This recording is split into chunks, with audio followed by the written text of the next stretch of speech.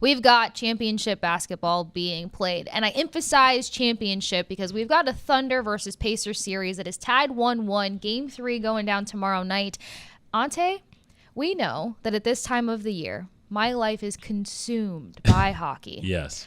But what I will admit here on Hold My Banner, and not just for fans or flattery, is that I have had to dip in and switch over to NBA to see what the heck is going on because I was entertained by the Pacers getting to this spot. I was entertained by SGA and the Thunder. And look, of course I was rooting for the demise of the Knicks, which is even more why I wanted to watch some of these finals. But what have you made of the first two games thus far? Did you expect the series to even be tied off 1-1?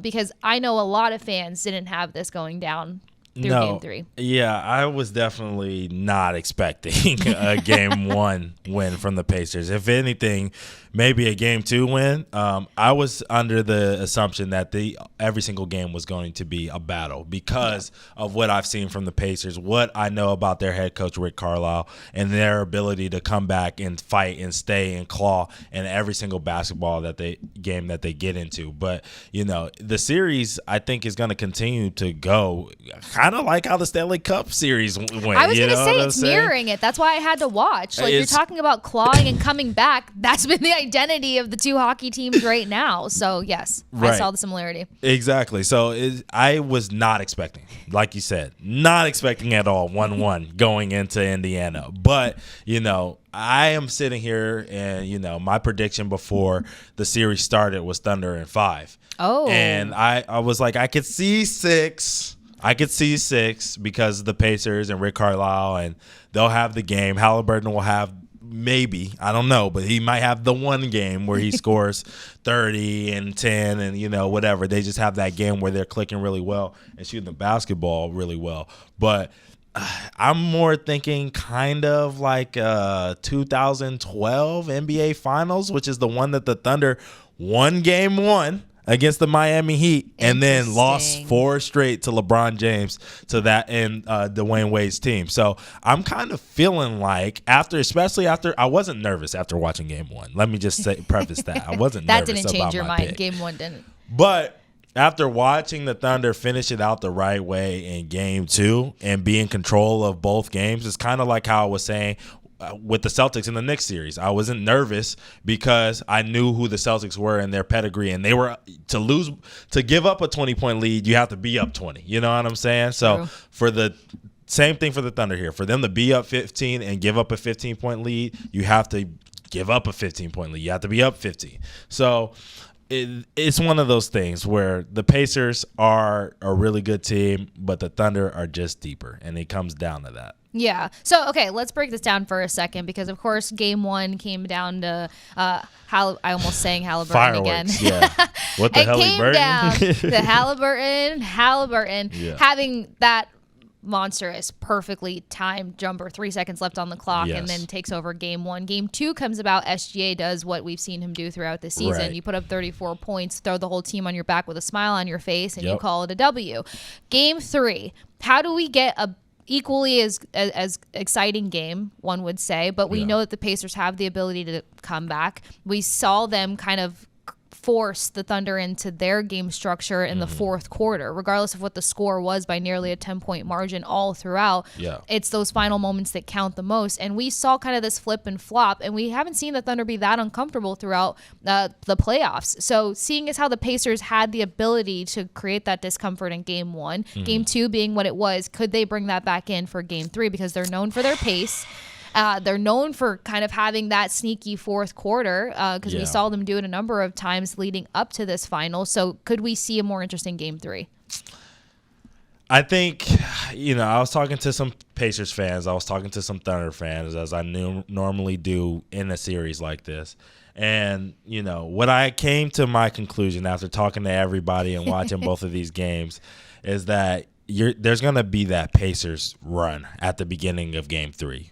Indiana's going to be loud. Everyone's going to be wearing their shirts, which I love that both of these teams make their fans wear their shirts, right? It's going to be a sea of yellow. We're going to get that zoom out. You're going to hear that crowd pop, a timeout from Mark Dagnall or whatever. The Thunder have to withstand that run. If they don't withstand that run, they'll lose game 3. But I am predicting to you right now, Casey Hudson, that this Thunder team will withstand that run and go off to win this game. Is there a way that the Pacers can make this one interesting? Yeah, I just told you earlier. They have to be able to make shots. If they're shooting the 3 at a 40 to 45% clip as a team, this could be a game that can get really murky for this Thunder team because they're a team that doesn't really match up threes with the Pacers' output of threes. True. But they did it in game 2, and you saw what happened. They blew them out.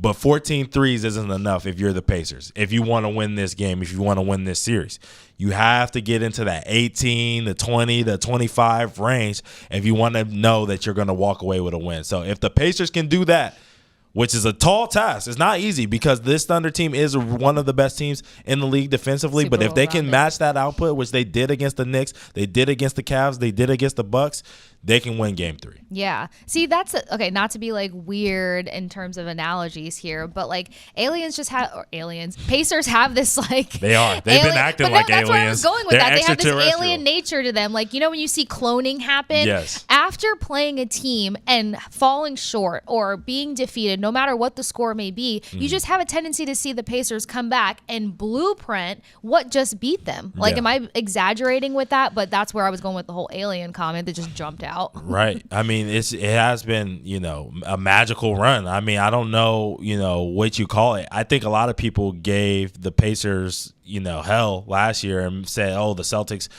had a cakewalk and the Pacers aren't this and the Pacers aren't that. But, I mean, I quickly had Celtics fans remind me of the fact that, like, Jaylen Brown had to hit a game winner in that series. They were down big in a game, had to come back and, win a game against the Pacers last year. The Celtics had to do some dark voodoo magic or alien, whatever you want to call it, themselves to beat the Pacers last season. And we just chalked it up as the Celtics being that great and the Pacers not being that good. This year, obviously, they're kind of flipping the script and didn't have to run into the Celtics, luckily for them, because, whatever, they unfortunately lost to the Knicks. But that I bring up that point because the Pacers are doing special things and have been doing them since going back to last year. So if they can keep that voodoo magic, because we talked about Tyrese Haliburton in the last episode, and I was getting loud, as I told you before, with Travis Thomas yelling at him, talking about Tyrese Haliburton ain't this, he ain't that, Lou Dort's finna do this and this and that. Hot. And he was that. He was the guy that I thought he was for the first half of both game 1 and game 2. He was uninspiring. But guess what? Tyrese Haliburton has that clutch gene. Yeah. And in both game 1 and game 2, he just didn't finish it out in game 2. He had explosive fourth quarters. Right. And even more so, he really put the stamp on the final moment of the game in game 1. So if he is, once again, if you're asking me about Pacers' chances, he has to be aggressive. It's been talked about from, early on. He can't be 1 for 5 at halftime. Yeah. He can't be 2 for 5 at halftime. He can't take 5 shots. I don't care if he's 5 for 5 at halftime. He's got to shoot 10 shots in the first half of this game in order to get his team going. Whether they go in or they don't go in, he's been a special player for them on the offensive end, and his scoring will really open up his ability to facilitate. And when he had that game against the Knicks where he had 30 points and 15 assists and no turnovers, it was all because he was aggressive from the onset. Yeah, and we'll talk about his MVP potential performances, and if his team has a chance, he has to be the MVP for the Pacers. But kind of touching back to something else that you just said, because you mentioned the fact that shooters got to shoot. Thunder's edge defensively, but we did see a big defensive effort at the end of that first game there, and we saw a lot of great things out of Siakam, a guy who was helping block shots, timely key shots, and then more importantly, grabbing rebounds that you just kind of saw OKC sitting back, almost anticipating that it was their rebound, and he made sure to let them know it's not yours, it's ours, and we're going to add some points to this rebound as well. Right. Say he comes in and comes up strong with a performance like that yet again. Yeah. Say that they can go toe-to-toe defensively and hold off the shooting. Is it going to come down to who has the stronger defensive performance if these two teams kind of know that both teams can get shots off? Yeah, I think it's going to come down to the guy who won MVP. Honestly, they haven't found a way to slow him down at all. Shout out to Shea, but he's been all world. We talked about it. The most points of any player in NBA history in their first 2 finals appearances, right? So 72 points in his first 2 games. Like you said, 34 in game 2, 38 in game 1. They just didn't happen to get the win. If they're going to be able to make this game interesting, it's going to come down to the fact that, hey, they shut down 2. If you don't shut down 2, it's going to be a long night once again. So, it is what it is. What I did want to say about this whole entire game and this experience is, man, what like a special 2 cities to get this NBA Finals in their building. Because, like I said, the fan energy, these people care deeply about their teams. If you go to Indiana, you probably find a million Pacers fans out on the street just having a good time right now. You go down to OKC, and on their one main street that they got that runs down the middle of their city, it's a bunch of Shea jerseys, Chet jerseys, kids, grandmas, aunties, uncles. It don't matter. Everybody is outside excited and rooting for their team. 2 fan bases that have not really had any issues with, being rude or anything like that, just so basketball fanatics. So right. I'm appreciative that both of these fan bases get the opportunity to see their team in the finals, because what happens next, we don't know, but it's been special so far. I believe that. Good take too of the fact of like you can be a passionate fan without being an absolute insane fan. And I feel like we've seen a lot of passion, a lot of excitement, and a lot of hope, which I'm excited about the hope aspect. I'm always here for more game. So yeah. I'm here for this to go past 5 games, unfortunately, against your prediction. What you saying? You saying it's going past 5, or what we talking, Casey? What you think? I'm saying we could see 6 games here. I think that the Pacers have to be able to steal one more because it's just been their DNA leading up to this moment. You know what I mean? So basically what I was saying earlier, too, I was kind of crediting the fact, yes, I made a joke about the aliens and stuff, but it's more so the fact of, like, they have the capability of making the game their own. They have the capability of pushing, one more game, one more opportunity, keeping things alive. And when you have that vibe about you, it's just like I don't see the door closing as fast. So just considering what they've done up to this point, I'm just so let me get a score prediction. What are you saying? Like a score prediction, game 3? Yeah, because look, here's the thing. Yeah, we'll talk about game 4 next episode, but game 3, can I get a score prediction? Because here's my thing, right? I think if the Thunder win game 3 and 4, it has, they're going to finish it out in game 5. And I don't think they're going back to OKC and, not celebrating on their home court, right?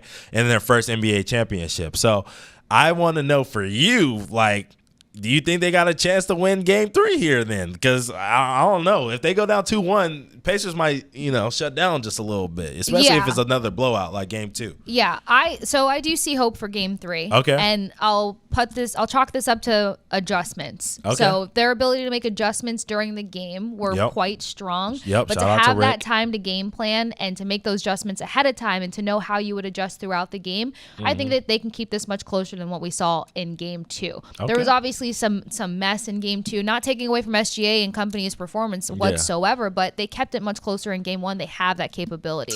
The next thing, and you could tell me if I'm wrong, I feel like I saw the Pacers have the ability to mentally wear down and take out OKC in the final 5 minutes of the fourth quarter. Right. And when you can play that mental game, it can swing any sort of way. And when you're closing out just as strong as you started, so they're not going to come into this focusing on putting up points and trying to dominate in the first. I think that they're going to try to go toe-to-toe, knowing and being confident in their ability to take over in that second half of a game. So again, considering what they've done up to this point, adjustments are everything when you're talking about playoffs in any sport. And that mental aspect that I feel like I saw at the end of game 1, I say 110 to talk to me. I'm saying actually no, I changed that. 118. Okay, Pacers. 118 to 1. I almost want to say 118, 117. I think 1 point, narrow escape, Pacers take game 3. So we're getting more theatrics tonight, or tomorrow night, fireworks, right? I want fireworks. Okay, I mean that's fair. I'm probably going back to blowout land, not blowout land, but I think what game 2 was. I'm gonna go. I'm going to go Thunder 121, Pacers 114. That's what I'm going to go. Okay. So, I mean, if it happened, I don't completely not hate blowout, it, but I think they're going to pull away. Okay, we'll see. They're gonna pull away. We will see if Haliburton and his new shoes, Haliburton and those shoes can pull through clutch for Game 3. Yet again, let us know y'all's opinion on whether or not the Pacers can continue to make this series interesting, or whether OKC is just way too formidable.